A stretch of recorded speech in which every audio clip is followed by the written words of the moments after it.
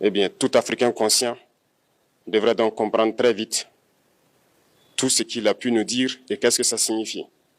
Le général Tiani a dit il n'y a pas longtemps du changement donc de tactique ou de stratégie des forces françaises en Afrique. Et je pense qu'il est venu le confirmer. Il s'agit de dissoudre et de garder un dispositif socle. Et Emmanuel Macron l'a si bien dit qu'on ne peut que le remercier pour cette sincérité. Même si certains ont voulu mettre la poudre aux yeux de leur population, mais la réalité finit par rattraper aussi. Ils ne partiront pas de certains pays. Ils ont juste dissous le dispositif. Vous ne les verrez plus dans des bases, mais dans les ambassades, ils seront là. Ils vont constituer des sociétés de sécurité pour sécuriser leurs sociétés qui existent dans ces pays-là. Mais les soldats seront là. Mais vous ne les verrez plus en tenue ou rassemblés dans des bases. C'est tout ce que ça veut dire. Ils vont se réorganiser, mais seront là. Il a parlé de politesse vis-à-vis de certains chefs d'État en leur donnant la primauté d'annoncer donc la rupture ou le départ des forces françaises. Ça nous importe peu, on peut dire. Mais tout ce que nous savons, c'est que si vous voulez une rupture avec ces forces impérialistes, c'est simple, on dénonce les accords. Tout commence par là-bas. Et je pense que l'exemple du Tchad, en tout cas, est palpable. Ils ont commencé par dénoncer les accords. Sinon, si on ne dénonce pas les accords, juste dire que les bases quittent, on n'a rien fait. Parce que le problème se trouve dans les accords coloniaux de défense qui ont été signés depuis l'indépendance.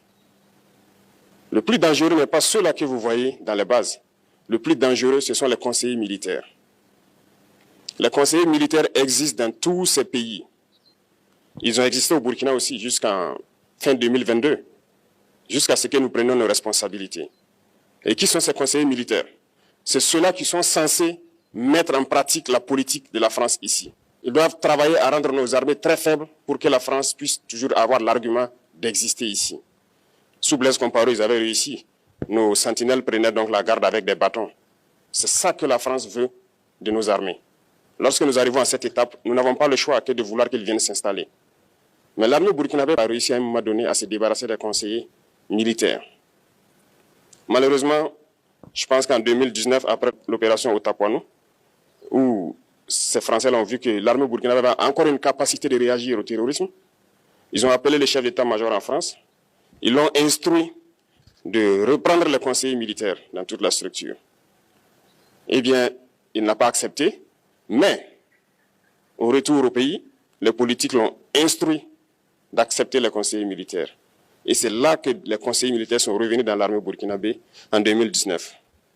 Avec toutes les conséquences qu'on connaît, l'armée était en train de disparaître dans les années 2020-2021. Et d'ailleurs, c'est le moment où beaucoup de militaires ont dû déserter parce qu'il n'y avait plus d'espoir. On était en train de s'effondrer. Voilà un peu comment ils travaillent. À l'état-major général des armées, dans tous les états-majors d'armée, dans les écoles, c'est eux qui sont censés nous dicter la politique de notre armée. C'est eux qui nous disent combien recruter, quand recruter et qu'est-ce qu'il faut en faire. Ils sont dans les écoles pour nous dire comment il faut les former et ainsi de suite. Tant que ces conseillers militaires sont là, vous n'êtes pas indépendant. Votre armée aura juste l'apparence d'une armée qui sera là en train de faire des parades, du cirque.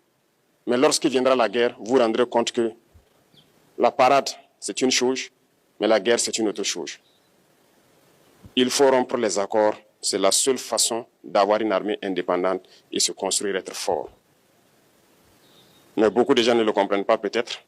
Et même avec ces accords, la France choisit dans nos États des élèves officiers pour aller les former. C'est à travers ces mêmes accords.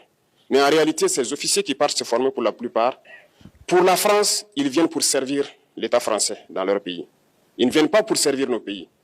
Ils les forment pour qu'ils viennent servir les intérêts de l'État français. J'en veux pour preuve. Lorsque nous nous sommes révoltés, beaucoup d'officiers au Burkina qui ont été formés en France ont été immédiatement contactés pour leur dire que c'est le moment de se mettre en action parce que vous avez été formés pour ça, pour servir les intérêts de la France. La plupart de ces officiers nous ont rendu compte, nous avons pris acte et nous continuons de suivre. Lorsque un officier formé en France arrive dans son pays et par malheur meurt soit par accident ou bien sur le champ de bataille, en France, il y a une nuit d'hommage aux morts dans l'armée, comme partout ailleurs. À la nuit d'hommage aux morts, on cite le nom de l'officier en question et on dit « mort pour la France ». Il ne le forme pas pour servir son pays, il le forme pour servir leur État. Et dans beaucoup d'États africains, il y en a plein de ces officiers. Combien sont patriotes, Dieu le sait. C'est une leçon que Emmanuel Macron a donnée encore au chef d'État africain, de se rattraper et de pouvoir vraiment mener cette lutte contre l'impérialisme. Mais en plus de ça, il a aussi insulté tous les Africains dans ses propos. Il y a une partie qui a retenu mon attention, là où il parlait d'ingratitude, et que l'ingratitude est une maladie non transmissible aux humains. Lui, il est humain, notre ingratitude n'est pas transmissible à lui.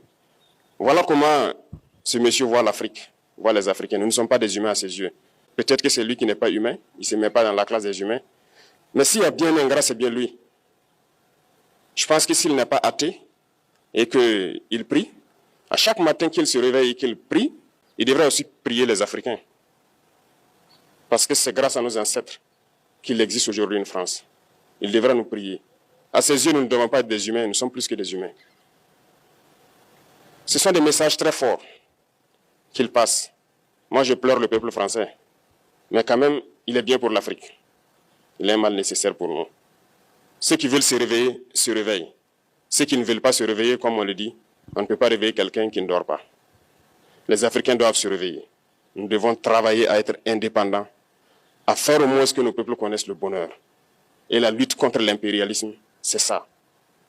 Il faut décoloniser les mentalités, prendre en compte toutes ces données-là, parce que le monde nous donne tellement d'exemples à voir. Pour eux, il n'y a pas de morale. Ils peuvent vous désigner aujourd'hui terroriste, mais demain, vous êtes un héros. Par leur simple bouche, ils décident de ce qu'ils font. Ils parlent de démocratie, mais ils se font eux-mêmes des coups d'État constitutionnels entre eux. Ils parlent des droits de l'homme, mais ils déciment des populations ailleurs. L'Africain doit se réveiller, l'Afrique doit se réveiller.